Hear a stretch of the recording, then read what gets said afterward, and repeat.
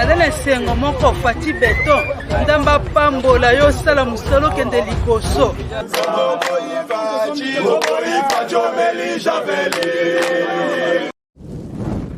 Soi-disant, hein. Bon, naza licencié, naza docteur en droit, naza docteur en économie, naza gradué. Mais bazo yiba, bazo détourner soni.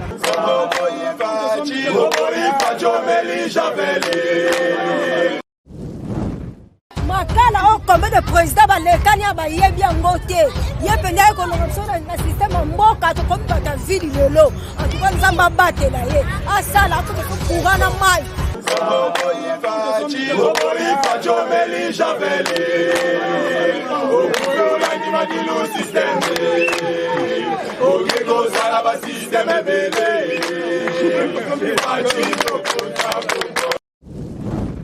Dato de bino botondi na bino nyonso bozi zinga to libako kolanda ngai wa bino on kashila na epai obozwami libanda ya mboka to na kati ya mboka na bomesano to betaka to topesaka bino basango ya ekolo lolenge nini ekolo na biso ekokende kasi nde eza penza mosala na biso to mosala ya ngai kozala ozwa bino mpo kopesa bino basango basango lelo penza to kolinga to sala mwa commentaire na makambo nyonso elekaki pamba te tozala bilili ya mosala oyo tata ekolo akende kosala bongo na ngambo ya este to koti siko to kesiko este to komisi bino pe na este ekoya sima mai kulizolo ya bomisa biso déjà ba élément oyo akopesa biso pona masolo na biso ya lelo na makambo etali penza mingi kolia bana mboka masango loso sikre nyonso oyo utaka libanda solo biso to l'état saka penza eloko te awa nalo bandi kosala te sika anda bandi kosala masangu ya bukanga lonzo nde ezoya kala mingi te tokolia pe ba mbisi oyo ya biso moko ya fresh ya sans fromage ezoya kasi ya pasi eza nini makelele leke ebele na baye o bakoloba bayebi tina te koka mosalaka pasi kotala na bakongole oyo koyoka bakongole oyo baza bana mboka bazozwa mabe bazotia liboso kokumisa mabe kobetela yango maboko ezosala pasi pona nini bandeko na biso oyo bayaka kotekela biso basoso bakuis sekele yebani esika bango bakendaka kosomesaka kaka soki na $10 bon ezaka na $10 te na baye oyo penza bayebi mosala onga bayebisaki nga na moto oyo asi asala mosala wana alobi na eleko oyo amandaki koteka carton piodi to carton soso ezalaki na $5 lelo ekokoma ba $7 $8 bango balobi manutention balobi douane bon wana eza bango nde balobi siko biso bakongole oyo tozangi koyeba tolingaka kosala ekienemi na esika ezopesa o bolamu na esika okopesa o bolamu na esika yo kolinga obundisa na bolamu na yo moko ya pasi eza nini bandeko na biso bakendaka kosomba biloko wana babengaki bango na tata ekolo alobi abengaki bango nano ye moko alobi abengi bango basolola bayebisa ye to bayebisa gouvernement eloko nini esalaka bango basomba carton na $7 po bango baya kotekela biso awa na $80 wana mpio deza na $80 carton mais kuna bakosomba na 10 à 8 $7 mais awa ekomi na $80 eloko nini bango bapesi balobi eza douane kasi soki eza douane biso leta nde tofutisaka douane biso leta nde tofutisaka biloko nyonso wana oyo bambongo nyonso wana eutaka epa na biso tobengi bino boya tosolola to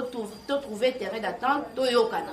eloko nini tokoki kosala po ete bino mpe bozwa bana mboka mpe balia po kolia na kolia vivre frais eza maladi nde toliaka mais eza pasi eza cher nga nasepelaka mpenza tolia yango te nga na kosepela na tata ekolo mingi lokola azwaki likanisi ya koizola biso babato na masolo tosalaki wana ya liboso ntango nabetaki lisolo ya makambo etali mpenza babato bandeko na biso badiaspora oyo tata ekolo abengaki bango baya kosala mosala na mboka nga nasengaki na bango mosala eza kaka biro te eza kaka gouvernement te po sunga kongo kozala kaka ministre te nde ezosanga ekomi kosala biso pasi soki oza meti ou métis okomi komona pasi lokola balobi ke nani congolais ozala mpe kaka congolais kasi ozala bisika mosu okoki kokota te mpona nini soki ozala bosenga ndenge tokoloba boyo koyo okoki kozala kaka ministre te soki olobi ke nga métis lokola nga mpe nazala ndingisa okende kuna te osombi lokola babato oye nango tokomi kozoba mbisi ya biso moko abiso tozangi eloko te na tozangi eloko te eloko ozobongisa bandeko na biso na este eza biloko oyo ya biso moko donc tozangi eloko te kasi tozangi ne mayele ya kosalela biloko oyo biso toza nango tozi mayele oyo tokoki kosalela biloko oyo toza nango tokotisi yango sikoyo na koyinana ntango tokokotisa koyinana na mitema okomi okanisa oyo moluba oyo moswai ntango okokabola bongo bolingo eza te pamba te soki na kasi ya ndako na wata tata wase aboti na bamama minei mibale akolinga te bakabola bana na ye oyo mwana kingana akoloba bango nyonso bana na nga wana bolingo nde ezalaka kasi moto oyo akabolaka oyo wana ezolakisaka bolingo eza te eloko biso tokoni na mitema na biso yango wana ndeko moko alobi mama Ange koya na mboka eza mabe te kasi tokozwa biloko yango tokotia yango na motu toye nango mpo na nini douane eza pasi douane eza cher kasi nga koyebisa na bandeko oyo deja baza na likanisi wana bandeko oyo bakomi deja na bosenga ya kosalela kongo pamba te namoni moto nyonso azali kasi mwa nkokoso oyo eza na kati ya mboka na biso moko toyebi ete kongo ezala nanu te kongo esekufa kasi mpona kobongisa yango biso moko kaka nde tokoki koganga nebe esika oyo esekufa wana mpo ete toluka kobongisa soki tofandi kuna esika tofandi tokoloba kaka na Facebook na commentaire tokosala eloko te kasi kosangana to lisanga na bino soki bosali ekosala bino bokasi mpo ete boluka bomona gouvernement akitisa badouane baye oyo baza na likanisi ya koyela biso babato mpo ete tozwa bambisi tozwa bambisi na mai tosala makayabu tolia mpe ndenge toliaka ya mwa sosi wana ekosala biso mwa malamu tokowelela formule mpona nini babato eza te esaleli eza te moye banzela mpe eza te sika bazomeka to bazwi deja likanisi ya kotonga banzela eza mpe na mwa nkokoso pamba te madusu oyo mbongo ekendaka eza ebele madusu oyo esika bamisolo ya leta yango moko ekendaka eza ebele kasi wana bakosomba babato bakobakisa na gratuité bakosala banzela to bakosala nini nangwana na kolinga lelo mingi kokomisa bino na este kolakisa bino lolenge nini tata ekolo akendaki kofanda te akendaki kosukisa bato te lokwa alobaki lokwa bato babandai deja koloba ete alobi akokende este akei te akosi asali te akei kaka mpona kolakisa bango teke ake este kasi akendaki mpona mosala na ye boteli biso mbuma lelo tokomi kolika ete kimia kokota na este pona nini kokende ka to kotia makolo ya tata ekolo atie makolo kuna ake komona penza makambo ebele o esala makala sima mokongo na ye pamba te yazaka na motema kongo motema ngo eza capitale ya Kinshasa sika yazaka kasi na sima nango ya capitale wana to na kati wana makambo ekosala masomo ekobangisa bai babatelaka ekolo ezaka be mampinga kasi soki mokambi ya mampinga yo wana komi kokotisa binemi ekomi kobangisa kasi soki tata ekolo akendaki te po akekosukisa makambo to akende komona makambo ekoleka kuna tongaki tosuka boni tata ekolo ayebi ete basoda bazalaka 21 000 soda bakobunda baza na etumba kasi lelo oyo akei komona o baza kuna bazalaki 600 sika nde tokoloba na bino na Beni babakisi mituka ya minene bajefan wana babakisi yango na mampinga lisusu bakoti lisusu makambo etumba oyo bandai kosimba te ezaki nini ezaki mwa mpasi soki deja moto akokamba to moto akokengela mampinga ye wana akokosa boye komi kobangisa pamba te soki batindeli ye bilatoli ya mampinga soki batindi bibundeli ya mampinga ekendaka wapi toloba ete mbongo oyo bafutaka basoda na biso mampinga na biso nde barebele mpe bakofuta bilateli oyo biso tolatisaka mampinga na biso nde barebele mpe bakolata bomoni esika to musala oyo tata ekolo akendaki kasi sukaki wana te akendaki komona lisusu esika bandeko na biso oyo bazalaki mpenza kosimbama na moto oyo esalamaka moto esi esalama banda mokili banda eza kaka kwanti neti faci soki aye nango eza banda mokili banda moto wana ezalaka mais avant esala to yambo esala biloko esalaka wana epesaka bilembo to elobaka deja bato bayebi to baza na bamisala wana bayebaka deja ete na eleko boye place oesalama boye na eleko boye place boye kosalama boye eye kaka boye mbala moko esali mpe mwa elelisi bato ebomisi mpe bato mwa ndamu na kobangi bobangi nde esala kasi yango na tata ekolo asukaki mpe wana te kaka na kotala wana akendaki kokutana na Kagame mpona kosolola na Kagame basinye kimia ekota na bafrontière na biso oyo akoleka likolo ya signature wana ye nde akozwama Kagame mpe asinye tolobaka Kagame nde moto akoboma bato kasi lelo ntango général chef état major na biso moko oyo alobi 21 000 soldats baza na front baza te akosi wana aza rwande te wana tokobenga ye kasi nani pamba te tolobaki ete etumba ya eza Kagame bagangaki Tshisekedi falo beta Kagame makofi nayebi te politique ekomi ya baboxer to politique eza etumba ya bato ya mayele yango wana totika Mike Lozoladio akotisa biso bongo amema biso na este esika ye tata ekolo asinaki bongo makoloto na ye na Kagame.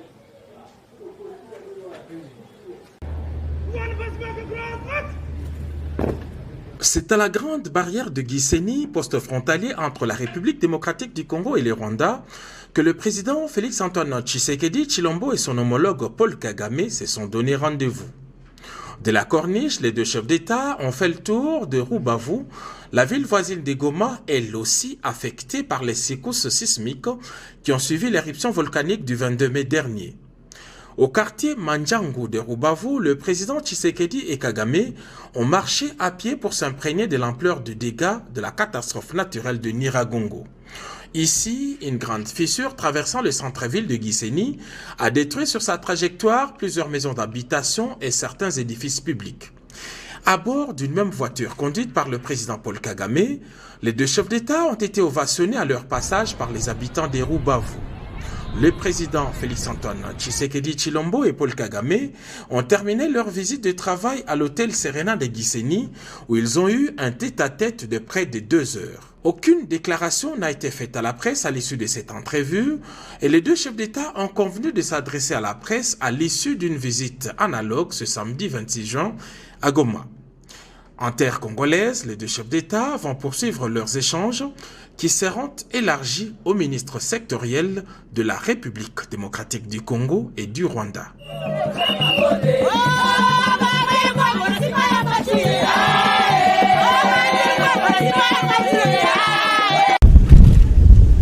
Après la première phase de la bilatérale de Gisenyi au Rwanda, ce samedi était au tour du président Félix-Antoine Tshisekedi Tshilombo d'accueillir en terre congolaise son homologue rwandais Paul Kagame. De la grande barrière de Gisenyi, les deux chefs d'État ont traversé la ville de Goma à destination de Kibati, quartier de la ville le plus affecté par la coulée des laves. Au pied de la montagne bouillonnante, les présidents Félix Tshisekedi et Paul Kagame ont eu des explications techniques des préposés de l'Observatoire volcanologique de Goma. Perchés à 3500 mètres d'altitude, les lacs des laves de Nyiragongo restent un danger permanent pour les villes de Gisenyi et Goma, situées à 1500 mètres seulement d'altitude. Après avoir évalué l'ampleur du dégât du volcan de part et d'autre, les deux chefs d'État ont convenu sur place de renforcer les mécanismes conjoints de prévention et de gestion des catastrophes naturelles. Condamnés à une coexistence pacifique, la République démocratique du Congo et le Rwanda sont obligés d'entretenir des relations de bon voisinage sincères. Comme un symbole, les présidents Félix Tshisekedi et Paul Kagame ont traversé la ville dans un même véhicule, un fait apprécié par la population massée le long des artères de la ville. À l'hôtel Serena de Goma, les présidents Félix-Antoine Tshisekedi Tshilombo et son hôte de marque ont poursuivi leurs échanges qu'ils avaient entamés la veille à Rubavu. Cette fois, la rencontre bilatérale a été élargie à leurs membres du gouvernement. Dans le souci de renforcer la coopération bilatérale entre la RDC et le Rwanda, les deux parties ont signé 3 textes. Le premier, un accord gouvernemental signé par le ministre congolais du Commerce extérieur Jean-Lucien Boussa et son homologue du Rwanda Beata Habyarimana, a porté sur la promotion et la protection des investissements. Le second texte est une convention entre la République démocratique du Congo et le Rwanda en vue d'éviter la double imposition et prévenir l'évasion fiscale, un texte signé par les ministres des Finances des deux pays, Nicolas Kazadi et Ezel Ndairimana. Le troisième est un protocole d'accord de coopération entre la société orifère du Kivu et du Maniema, Sakima, et la société Daiter Limited du Rwanda. Ainsi qu'ils l'avaient promis, les deux chefs d'État ont réitéré leurs engagements devant la presse rwandaise et congolaise de poursuivre leur collaboration pour la consolidation des relations entre les deux pays pour le bénéfice de leurs populations respectives.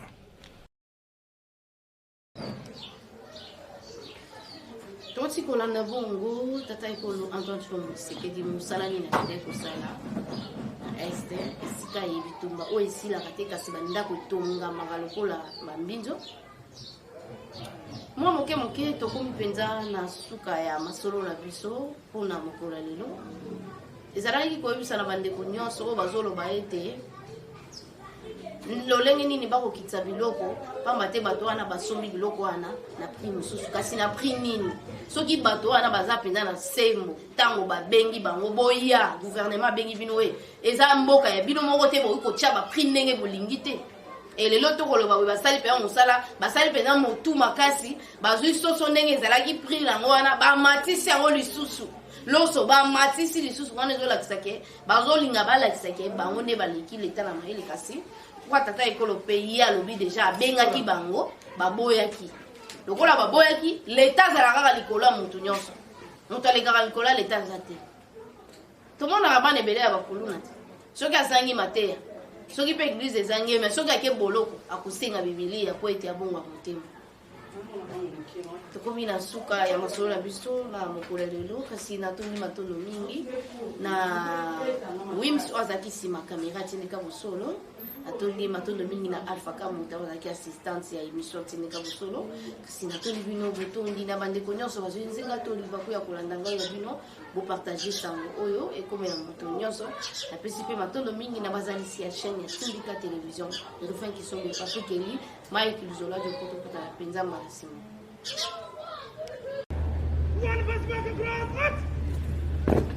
C'est à la grande barrière de Gisenyi, poste frontalier entre la République démocratique du Congo et le Rwanda, que le président Félix-Antoine Tshisekedi Tshilombo et son homologue Paul Kagame se sont donné rendez-vous. De la Corniche, les deux chefs d'État ont fait le tour de Rubavu, la ville voisine de Goma, elle aussi affectée par les secousses sismiques qui ont suivi l'éruption volcanique du 22 mai dernier.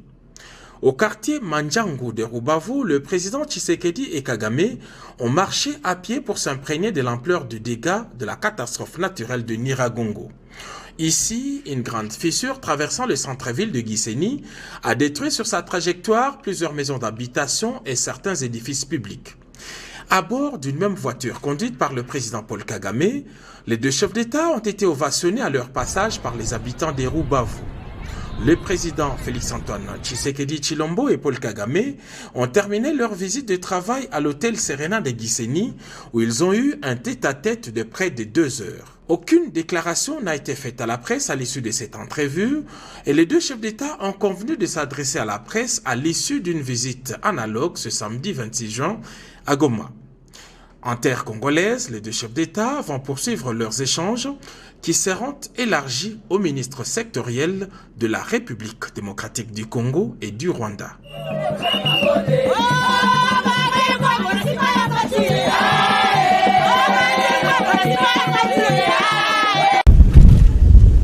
Après la première phase de la bilatérale de Gisenyi au Rwanda, ce samedi était au tour du président Félix-Antoine Tshisekedi Tshilombo d'accueillir en terre congolaise son homologue rwandais Paul Kagame. De la grande barrière de Gisenyi, les deux chefs d'État ont traversé la ville de Goma à destination de Kibati, quartier de la ville le plus affecté par la coulée des laves. Au pied de la montagne bouillonnante, les présidents Félix Tshisekedi et Paul Kagame ont eu des explications techniques des préposés de l'Observatoire volcanologique de Goma. Perchés à 3500 mètres d'altitude, les lacs des laves de Nyiragongo restent un danger permanent pour les villes de Gisenyi et Goma, situées à 1500 mètres seulement d'altitude. Après avoir évalué l'ampleur du dégât du volcan de part et d'autre, les deux chefs d'État ont convenu sur place de renforcer les mécanismes conjoints de prévention et de gestion des catastrophes naturelles. Condamnés à une coexistence pacifique, la République démocratique du Congo et le Rwanda sont obligés d'entretenir des relations de bon voisinage sincères. Comme un symbole, les présidents Félix Tshisekedi et Paul Kagame ont traversé la ville dans un même véhicule, un fait apprécié par la population massée le long des artères de la ville. À l'hôtel Serena de Goma, les présidents Félix-Antoine Tshisekedi Tshilombo et son hôte de marque ont poursuivi leurs échanges qu'ils avaient entamés la veille à Rubavu. Cette fois, la rencontre bilatérale a été élargie à leurs membres du gouvernement. Dans le souci de renforcer la coopération bilatérale entre la RDC et le Rwanda, les deux parties ont signé 3 textes. Le premier, un accord gouvernemental signé par le ministre congolais du Commerce extérieur Jean-Lucien Boussa et son homologue du Rwanda Beata Habyarimana, a porté sur la promotion et la protection des investissements. Le second texte est une convention entre la République démocratique du Congo et le Rwanda en vue d'éviter la double imposition et prévenir l'évasion fiscale,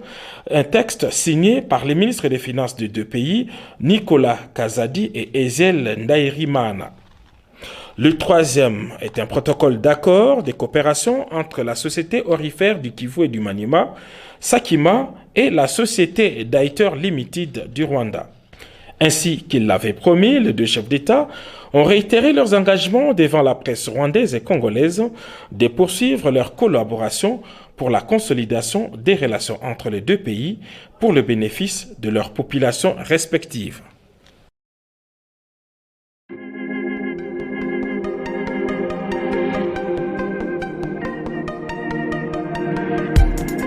Après 25 ans d'expérience, eh oui, de 1995 jusqu'à ce jour, Elton Store,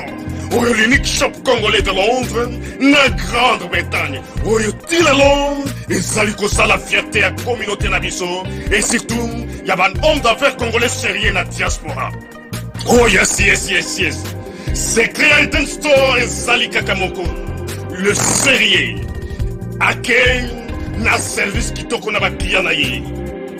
Avec ma produit na ye, où il y a première classe, il y a qualité supérieure. Oh, il y a ma bombe à Eden Store. Oh yes, mon climat bimbe yeba. Ma maman à Londres va confirmer. Eden Store, c'est le berceau des produits cosmétiques. Il y a solo produits originaux. Et yes, les alipes perso et produits alimentaires, naturels et organiques. Au travers de nos produits cosmétiques, Eden Store détient le secret. Secret ya solo. où il y a poso ya maman moi c'est qui toko poso ya moi so penza basali kolula poso ya moi so mobala kotala ya lembate poso so ko tamboli masanga sima eh oui yango ne ba produit zo tekama na kati Eden Store na ba produit alimentaire où il y a Eden Store yango de secret ya cuisine ya maman congolaise eh oui nyonso ko se pensa mobali na yo ezali pondu matembele ngai ndole fumbwa ndunda bilembwe oyo nyonso penza oyo kobonga pona cuisine na yo ezali oh yes yes yes olingi mobali na yo asepela na yo libela na libela olingi mobali na yo atalaka yo lokola mwasi azali kolula sika oh yes olingi mobali na asisa biloko nyonso otielaka ye na mesa secret ezali kaka moko Eden Store.